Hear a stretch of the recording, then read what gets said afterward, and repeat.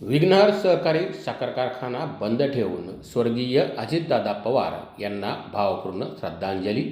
महाराष्ट्राचे लाडके उपमुख्यमंत्री स्वर्गीय अजितदादा पवार साहेब आपल्यात नाही, ही घटना विघ्नहर परिवारासाठी अत्यंत दुःखद आणि मनाला चटका लावणारी आहे, असा शोकसंदेश देत दिवंगत दादांच्या पार्थिवाचे अंतिम दर्शन घेण्यासाठी कारखान्याचे चेअरमन सत्यशील दादा शेरकर बारामतीला रवाना झाले आहे।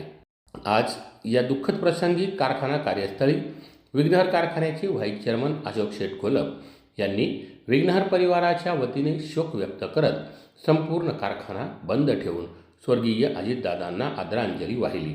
यावेळी कारखान्याच्या सर्व विभागातील अधिकारी व कर्मचारी उपस्थित होते। आपण एक त्यांना श्रद्धांजली म्हणून 2 मिनिटं उभं राहून त्यांना श्रद्धांजली अर्पण करू।